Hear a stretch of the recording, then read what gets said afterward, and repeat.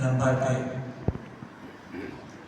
သုံးတဲ့ချက်ပြမင်္ဂလာတရားဒေသနာတော်တွေမှာပါရှိတယ်။ပုပ္ပိသကကြပုံနဲ့တတ်စေ။နံပါတ်2ကပฏิဝိပါဒိနာဝါဒဆိုတဲ့စေ။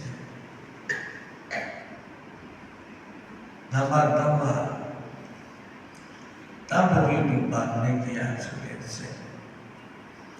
နံပါတ်4ကအတ္တတမပဏိတိဆိုတဲ့စေ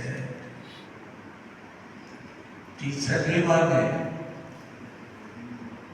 ညီညွတ်စွာကျင့်သုံးတဲ့ပုဂ္ဂိုလ်တွေဟာဒီလိုလက်ရှိဘဝမှာလည်းဘောင်းတို့ချမ်းသာကျက်တည်မင်္ဂလာပေါင်းလို့နဲ့ပြည်စုတယ်တမန်တော်ဘဝရောက်သွားတဲ့အခါမှာကောင်းတို့ချမ်းသာကျက်တည်မင်္ဂလာပေါင်းလို့နဲ့ပြည်စုတယ်ဣဇောပါပေါင်းလို့တမန်တော်ပေါင်းလို့ဣဇောပါတမန်တော်တပါးပေါင်းလို့ရာစီနဲ့ပြည်စု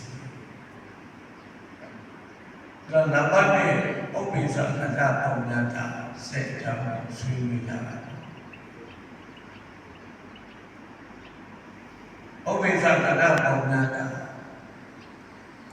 ရှိဘဝမှာပြုလုပ်အပ်ခဲ့တဲ့